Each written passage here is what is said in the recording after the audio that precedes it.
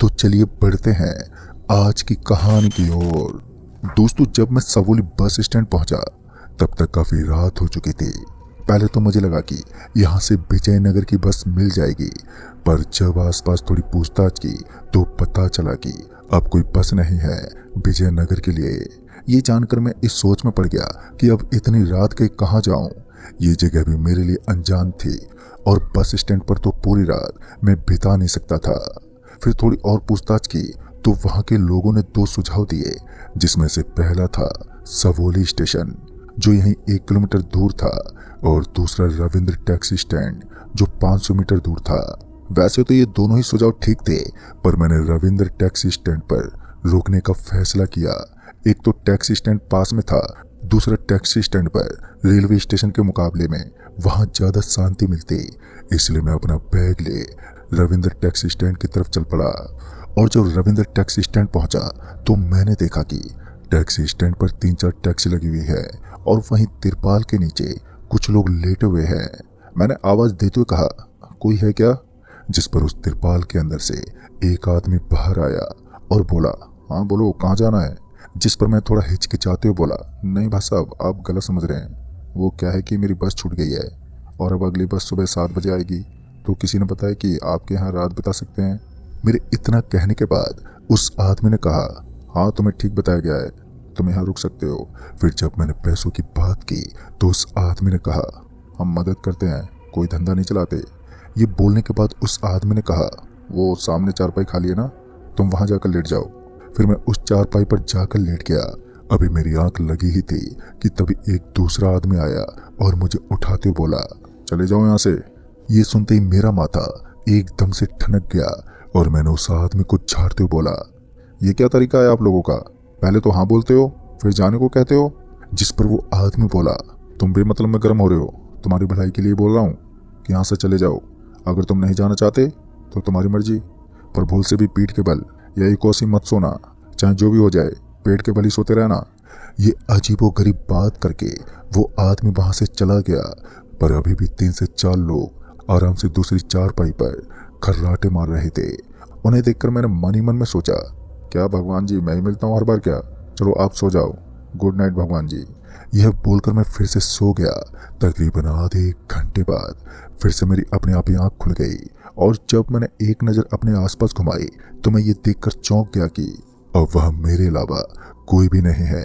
वो जो 3-4 जने दूसरी चारपाई पर सो रहे थे, अब वो तीनों चारों चारपाई खाली पड़ी थी।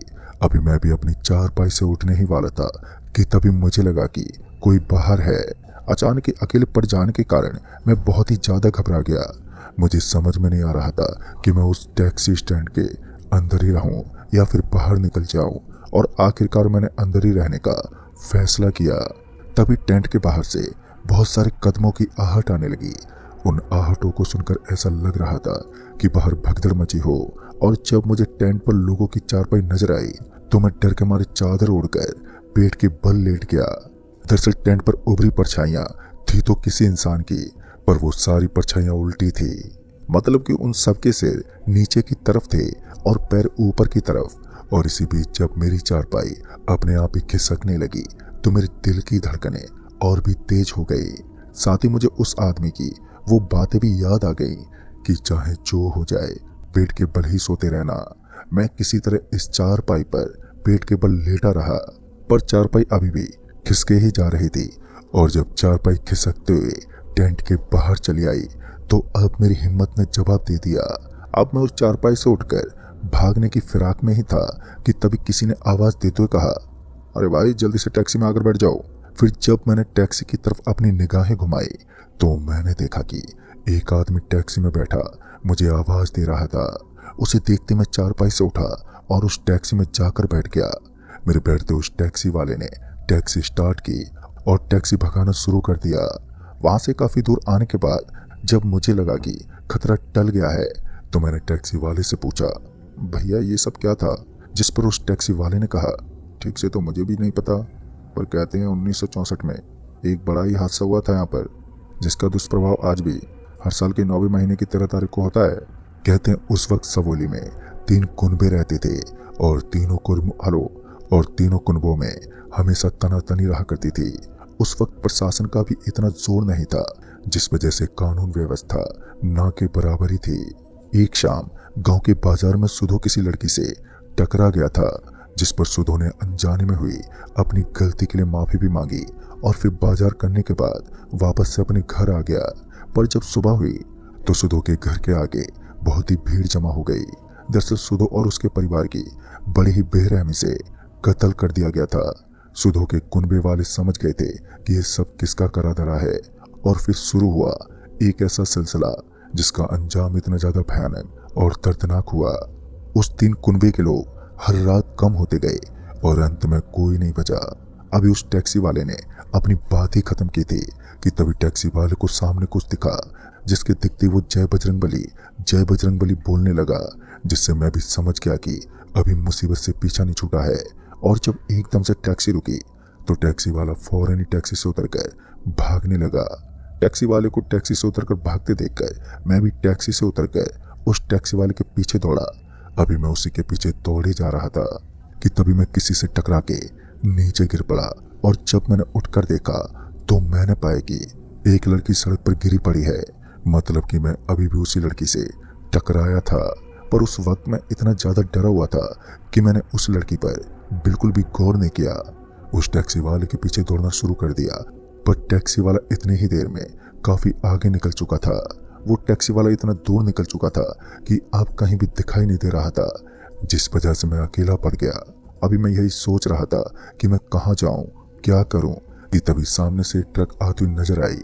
ट्रक के नजर आते ही मैं सड़क के बीचों बीच खड़ा होकर उस आते ट्रक को रोकने की कोशिश करने लगा, और मेरी कोशिश कामयाब भी रही। ट्रक वाले ने न केवल ट्रक रोकी बल्कि मुझे लिफ्ट भी दी। चूंकि वो ट्रक विजयनगर ही जा रही थी तो मुझे इस बात की तसल्ली थी कि अब मैं सही सलामत अपने घर पहुंच जाऊंगा। अभी ट्रक कुछ दूर आई थी कि तभी सामने सड़क पर मुझे वही लड़की नजर आई जिससे थोड़ी देर पहले मैं टकराया था। अभी मैं एक टक उसी लड़की को देख रहा था कि इतने में ट्रक उससे आगे निकल गई। पर तकरीबन 10 मिनट के बाद वो लड़की फिर से नजर आई। पर हैरानी वाली बात ये थी कि जब ये बात मैंने ट्रक चला रहे सरदार जी से की तो उन्होंने कहा, मुझे तो कोई लड़की दिखाई नहीं दे रही है, लगता है तू कुछ ज्यादा ही डर गया है, इसलिए तुझे ये वहम हो रहा है।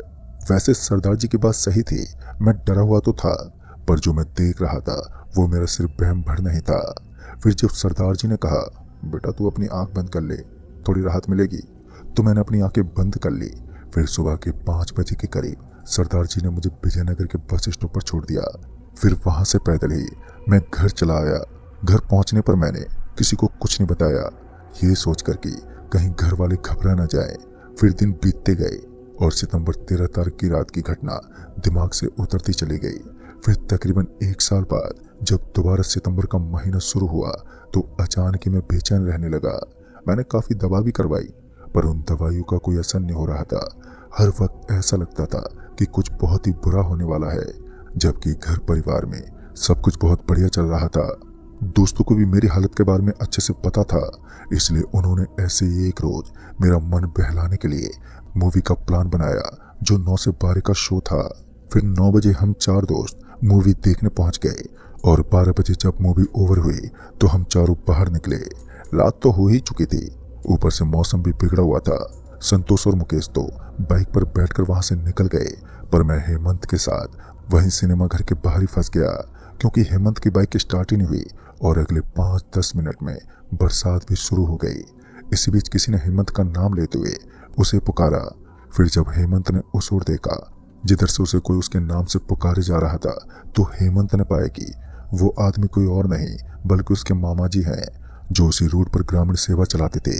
मामा जी को देखते ही हेमंत ने पहले तो बाइक की चाबी वहीं किसी जानने वाले को पकड़ा दी, ये बोल कर कि कल सुबह वो ले जाएगा।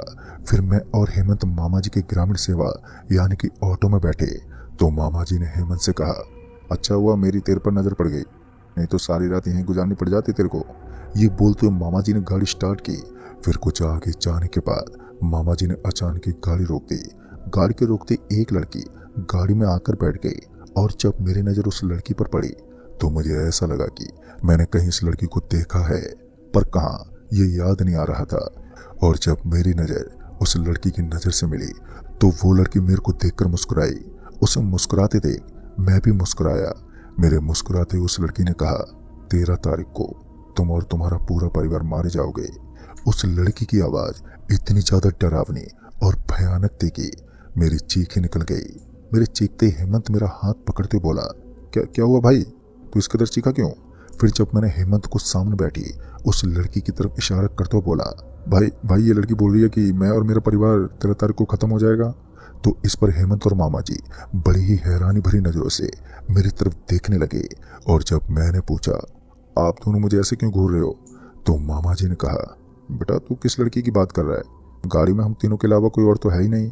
इस पर जब मैंने उस तरफ देखा जिधर वो लड़की बैठी हुई थी, तो मैं भी ये देखकर चौंक गया कि सच में गाड़ी में हम तीनों के अलावा कोई चौथा नहीं है। मतलब कि वो लड़की अब वहां पर नहीं थी। उस वक्त तो मैं खामोश हो गया, पर मेरे अंदर बहुत ज्यादा हलचल होने लगी। फिर कुछ देर बाद हेमंत ने मुझे घर पर छोड़ दिया और मैं घर आने के बाद चुपचाप अपने कमरे में जाकर लेट गया। नींद तो मेरी उड़ चुकी थी। रह रहकर उसी लड़की का चेहरा और उसकी वो बातें दिमाग में घूमे जा रही थी। मैं उस लड़की को याद करने की पूरी कोशिश कर रहा था, पर वो अभी भी मुझे याद ही नहीं आ रही थी। फिर जब मैंने 13 तारीख पर गौर किया तो मुझे याद आया कि पिछले साल सितंबर की 13 तारीख को जब मैं सिवोली के उस रविंद्र टैक्सी टेंट में रुका था, तो उसी रात भागते हुए जब मैं किसी लड़की से टकराया था, तो शायद वो यही लड़की थी। पर वो लड़की ये क्यों बोली कि 13 तारीख को मैं और मेरा पूरा परिवार मारा जाएगा? आखिर मैंने ऐसा क्या किया है जिसकी मुझे इतनी बड़ी सजा मिलने वाली है? वो पूरी रात इन्हीं सवालों में गुजर गई और जब सुबह मैंने ये सारी बात अपने घर वालों को बताई तो उनके भी पसीने छूट गए। मेरे घर वालों को ये समझते देर नहीं लगी कि मामला बहुत ही गंभीर है। ऊपर से आज 12 तारीख हो रही थी, मतलब कि अगर हम जल्दी कुछ नहीं करते तो शायद 13 तारीख की रात हमारी आखिरी रात साबित होती। तभी मेरे घर वालों ने फौरन ही फोन घुमाने शुरू कर दिए और शाम होते होते एक करीबी से एक महाराज जी के बारे में पता चला जो हमारे यहाँ से 150 किलोमीटर दूर रहते थे। पापा ने उसी वक्त महाराज जी के यहाँ जाने का फैसला किया, पर दिक्कत ये थी कि हमारे परिवार में मुझे लगाकर कुल 17 लोग थे और वाहन के नाम पर हमारे पास सिर्फ 2 बाइक थे। पर पापा की अच्छी जान पहचान थी, जिस वजह से रात के 11 बजे के करीब जब पापा ने फोन पर बस की बात की तो बस वाला आधी नींद में उठकर आने को तैयार हो गया और रात के ठीक 12 बजे वो बस वाला अपनी बस लेकर हमारे घर के बाहर पहुंच गया। हम सारे भी तैयार हो चुके थे, लिहाजा बस के आते ही हम 17 जने बस में सवार हो गए। कुछ देर में बस खुल गई। हम सारे अपने अपनी सीट पर बड़े ही बेचैन के साथ बैठे हुए थे। हम सभी डरे हुए थे और जब मेरा ध्यान बस ड्राइवर पर गया तो मेरा दिमाग ही घबरा गया, क्योंकि बस ड्राइवर की सीट पर वो बस ड्राइवर नहीं बल्कि अब वो लड़की बैठी थी। उस लड़की को बस की ड्राइविंग सीट पर बैठा देख मुझे इतना ज्यादा गुस्सा चढ़ गया कि मैं उसी वक्त उठा और उस लड़की को उसके बाल से खींचते हुए बोला, कौन है तू और क्यों मेरे पीछे पड़ी है? मैंने अभी उस लड़की के बाल पकड़े ही थे कि तभी पीछे से कुछ लोगों ने मुझे खींचना शुरू कर दिया और जब मैंने पीछे पलट कर देखा तो मैंने पाया कि मेरे पीछे बड़े ही अजीब से लोग खड़े हैं जिनके चेहरों पर बहुत सारे जख्म थे। फिर जब मेरी नजरें सीट पर बैठे मेरे परिवार वालों पर गई तो मैंने पाया कि मेरे सारे परिवार वाले मर चुके हैं। उनके सिर से खून बह रहा था। अभी मैं अपने घर वालों को ही देख रहा था कि तभी बस किसी से जोर से टकराई और बस एकदम से पलट गई। बस के पलटते ही मेरी आंखों के आगे अंधेरा छा गया और जब मुझे होश आया तो मैं अपने पूरे परिवार को खो चुका था। वहीं मेरी सांसें तो चल रही थी पर मेरा पूरा शरीर बेजान हो चुका था। मुझे लकवा मार गया था जिस वजह से मैं जिंदा लाश बन गया। तो दोस्तों इस कहानी में बस इतना है।